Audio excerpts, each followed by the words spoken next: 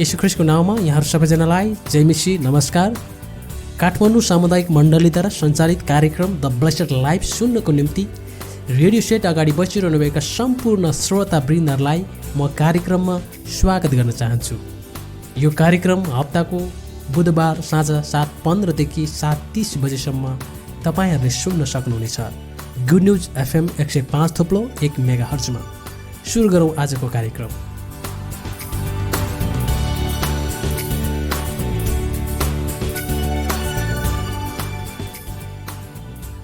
आजको कार्यक्रमको शीर्षक रहेको छ यहोशुवाले यहोशुलाई भेटेका भाग 1। आज हामी पुरानो नियमका एक पात्र यहोशुको जीवनीलाई हेर्नेछौँ र नयाँ नियमको यहोशु अर्थात् येशू ख्रीष्टसँग तुलना गर्नेछौँ। यहोशु मोसाका चेला थिए जसले इजरायलहरूलाई मिस्रबाट डोर्याए। यी दुई पात्रहरूको पढाइले आज हामीलाई मोसाद्वारा आएको नियम र येशू ख्रीष्टद्वाराको अनुग्रहको स्पष्ट चित्रणलाई थाहा गर्नेछौँ। मोसाले प्रतिज्ञाको भूमिमा जानुभन्दा अघि 12 जना मानिसहरूलाई जासुस गर्न पठाएका थिए। तब मोसाले होसेको नाउँ यहोशु राखे। गन्ती 13 अध्यायको 16मा मोसाले देशको भेद लिन पठाएका मानिसका नाउँ यी नै हुन्। नूनका छोरा होसियाको नाउँ मोसाले यहोशु राखे। होसेको असली नाउँ होसिया भनेर नामकरण उनका आमाबाबुले गरेका थिए। हिब्रू भाषामा होसेको अर्थ छुटकारा हो। मोसाले होसेको नाउँ यहोशुवा राखे, जुन यहोवा र होसे शब्दको संयोजन हो। यहोशुवा नाउँ छोटकरीमा यहोशु हो, तसर्थ हिब्रूमा होसेको अर्थ छुटकारा हो। पुरानो करारमा हिब्रू भाषा नै प्रमुख भाषाको रूपमा लिइन्थ्यो। नयाँ करारको प्रमुख भाषा चाहिँ ग्रिक भाषा थियो। हिब्रू भाषामा भएको यहोशु नाम ग्रिक भाषामा येशू हो, अनि ग्रिक भाषामा येशूको अर्थ मुक्तिदाता हो। प्रभु बाहेक अरू कुनै उद्धारक छैन भनी यशायाले भनेका छन्। यशाया 43:11मा म हुँ, म नै परमप्रभु हुँ, म बाहेक अरू कुनै मुक्तिदाता छैन। हामी सबैलाई उद्धारको खाँचो छ। संसारमा यस्तो कुनै पनि धर्ममा जीवित ईश्वर छैन जसले हामीलाई पापबाट मुक्ति दिन सक्छ। तर हामीहरूमध्ये जसले विश्वास गर्यौँ हामीले साँचो मुक्ति येशू ख्रीष्टमा पायौँ। त्यसैले उहाँको अनुसरण गर्ने निर्णय गर्यौँ। हामीले यो बुझ्यौँ कि हामी पूर्ण हुँदा मुक्ति मिल्दैन, तर पूर्ण परमेश्वरलाई चिन्दा मात्र मुक्ति मिल्दछ। मत्ती 1:21मा तिनले एउटा पुत्र जन्माउने छिन् र तिमीले उहाँको नाउँ येशू राख्नेछौ, किनभने उहाँले आफ्ना मानिसहरूलाई तिनीहरूका पापबाट बचाउनुहुनेछ। यसैले येशू हाम्रो मुक्तिदाता हुनुहुन्छ, जसले हाम्रो जीवनमा भएको हाम्रो पापको शक्ति, अधिकार र शासनबाट हामीलाई बचाउनुभयो। पुरानो करारलाई हेऱ्यौँ भने नूनका छोरा यहोशु मोसा पछिका उत्तराधिकारी भएका छन्। मोसाले हामीलाई व्यवस्था दिए अनि मोसाद्वारा आएको व्यवस्थाले केवल अस्थायी रूपमा पापहरूलाई ढाक्यो। तर उक्त व्यवस्था पापको उद्धार गर्न पर्याप्त थिएन भनी आत्माबाट डोर्याएका मोसालाई थाहा थियो। त्यसैले आफूपछि आउने उत्तराधिकारीको नाउँ उनले परमेश्वर उद्धारक हुनुहुन्छ भनी राखे। व्यवस्थाले हामीलाई परमेश्वर नै उद्धारक हुनुहुन्छ भन्ने यहोशुतर्फ दिशा निर्देश गर्यो। तर व्यवस्थाले हामीलाई पापहरूबाट बचाउन सक्दैन। यसले त केवल क्षणिक रूपमा पापलाई ढाक्दछ। येशू व्यवस्था पछिको उत्तराधिकारीको रूपमा आउनुभयो। उहाँ अनुग्रह र सत्यता बनी आउनुभयो। यूहन्ना 1:17मा किनभने व्यवस्था मोसाद्वारा दियो, अनुग्रह र सत्यता चाहिँ येशू ख्रीष्टद्वारा आए। मोसाका उत्तराधिकारी यहोशुले इजरायलीहरूलाई प्रतिज्ञाको भूमिमा डोर्याए।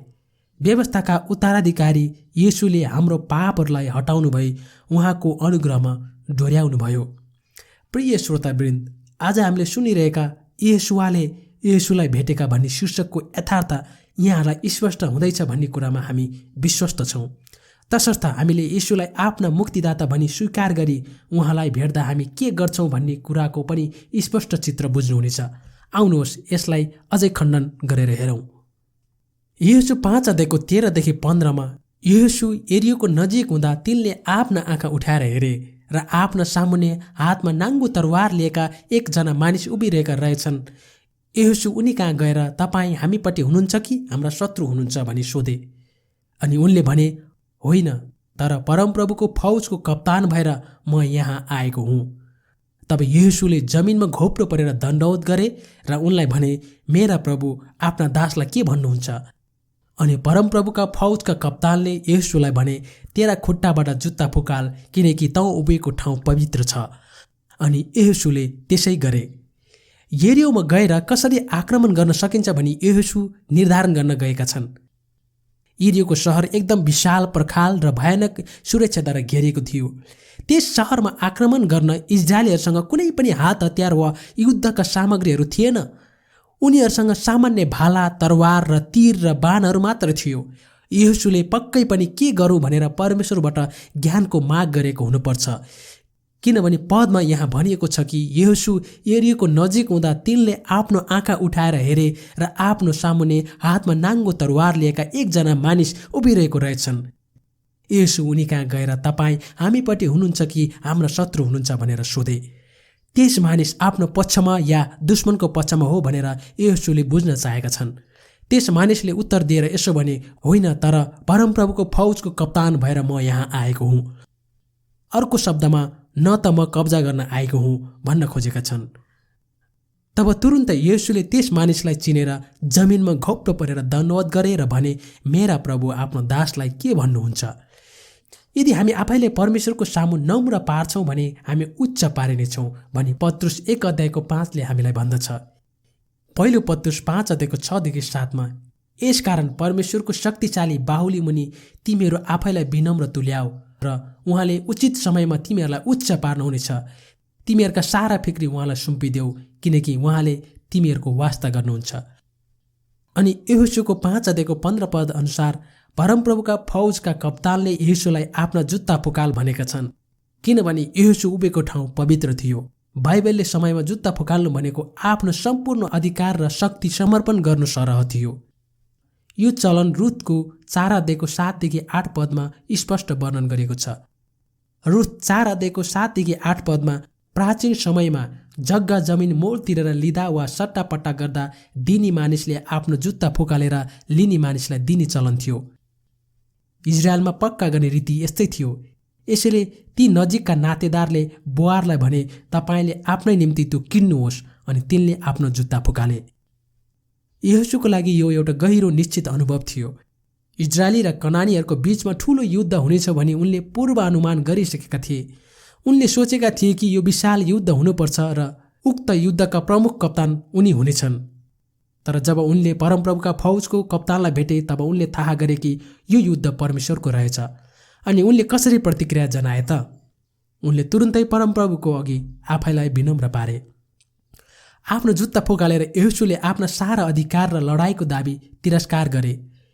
यसै अनुरूप जब हामी परमप्रभुका फौजको कप्तानको सामु आफैलाई विनम्र बनाएर खुट्टाका जुत्ताहरू फुकाल्छौँ भने हामीमाथि पापको कदापि अधिकार हुँदैन। आफ्नो जीवनप्रतिको अधिकारहरू त्यागेर हामी आफूले आफैलाई येशूमा समर्पण गर्छौँ। हामीले एक्लै युद्ध गर्नु पर्दैन। हामी केवल परमप्रभुलाई पछ्याउँछौँ र उहाँको अधिकारमा आफैलाई समर्पण गर्छौँ र उहाँबाटको आदेशको पालना गर्छौँ, किनभने हामी जान्दछौँ कि यो युद्ध हाम्रो होइन, तर हाम्रो प्रधान कप्तान परमप्रभुको हो। यही अनुरूप येशूको जीवनीको यस खण्डलाई हाम्रो जीवनको परिस्थितिहरूमा लागू गर्दछौँ कि येशू शैतान हाम्रो दुश्मनसँग युद्ध गर्नको लागि आउनु भएन, तर कब्जा गर्न, शैतानको शिरलाई कुल्चन, मृत्यु नर्क चिहानमा लैजाने त्यो साँचो खोज्नको लागि आउनुभयो र येशूले पूर्ण रूपमा शैतानमाथि विजय हासिल गर्नुभयो। कलसी 2:15 उहाँले प्रधानताहरू र शक्तिहरूलाई निशस्त्र पारी ती सबैलाई क्रुसमा विजय प्राप्त गर्नुभयो र तिनलाई खुल्लम खुल्ला तमासा बनाइदिनुभयो। हिब्रू 2:14-15 किनकि छोराछोरीहरू मासु र रगतका सहभागी भएका हुनाले उहाँले पनि त्यही स्वभाव लिनुभयो, ताकि मृत्युद्वारा नै मृत्युको शक्ति भएकोलाई अर्थात् दियाबलसलाई उहाँले नष्ट गरून् र मृत्युको डरले आजीवन बन्धनमा परेकालाई उहाँले मुक्त गरिदिउन्। राजा दाउदले परमप्रभुलाई धेरै अघि यसो भनेका थिए। भजन सङ्ग्रह 41:11 म जान्दछु तपाईँ मसँग प्रसन्न हुनुहुन्छ, किनकि मेरा शत्रु ममाथि विजय हुन सक्दैन। अनि यहाँ वचन हामीमा आज पक्का हुँदछ। रोमीको पत्रमा पावलले यसो भन्छन्, रोमी 8:37 होइन, यी सबै कुरामा हामीलाई प्रेम गर्नुहुनेद्वारा हामी विजेताहरूभन्दा पनि अझ बढी छौँ। यी प्रतिज्ञाहरू परमप्रभुबाट हाम्रो लागि हो। हाम्रा शत्रुहरूले हामीमाथि विजय हासिल गर्न सक्दैन, किनभने हामी येशू ख्रीष्टद्वारा विजेता भन्दा बढ्ता छौँ। र उहाँले हामीलाई प्रेम गर्नुहुन्छ र अत्यन्तै प्रसन्न हुनुहुन्छ।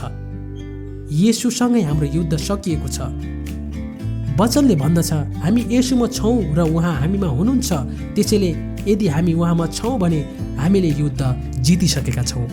अब सबै समाप्त भएको छ। प्रियहरू हो, के तपाईँ आफ्नो युद्धहरू लड्दा थकित हुनुभएको छ? घरिघरिको हारको कारणले थकित हुनुहुन्छ? तपाईँलाई घेर्ने समस्याहरूका कारणले आशाविहीन हुनुभएको छ?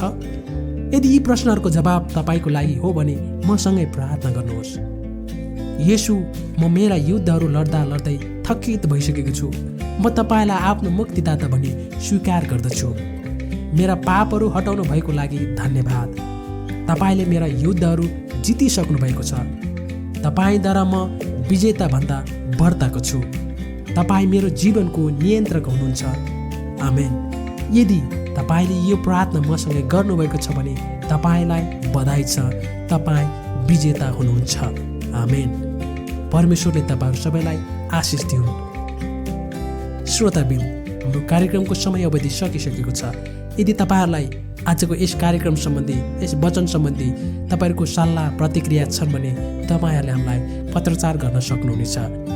हाम्रो पत्रचार गर्ने ठेगाना रहेको छ post box number 5191 Kathmandu, Nepal. तपाईँहरूले हामीलाई इमेल मार्फत पनि पत्रचार गर्न सक्नुहुनेछ। हाम्रो इमेल ठेगाना रहेको छ arrow.kcc2020@gmail.com। परमेश्वरले तपाईँहरू सबैलाई आशिष दिउन्। जय मसीह। नमस्कार। शुभरात्रि।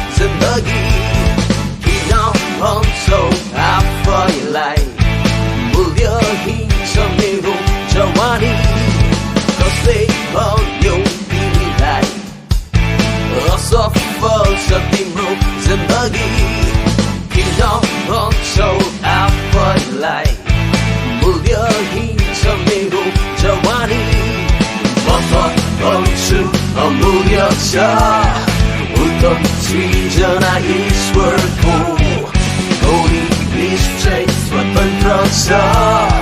आजै पाइला कोसिस गर।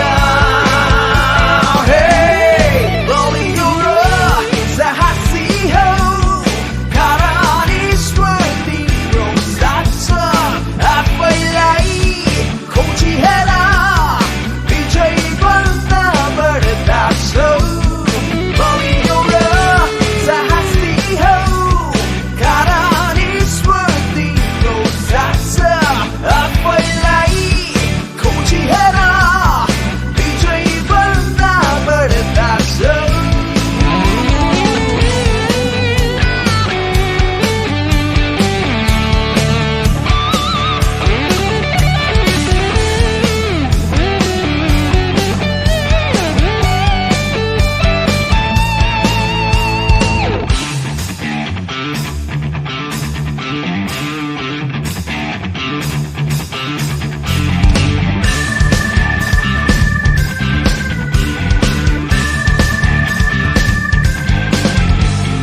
कसले भन्यो तिमीलाई बेमोल लाग्छ तिम्रो जिन्दगी? किन भन्छौ आफैलाई अर्थहीन छ मेरो जवानी? म त भन्छु असीमित छ जिउन चाहनेका दिनहरू, सपनाको महल छेड्ने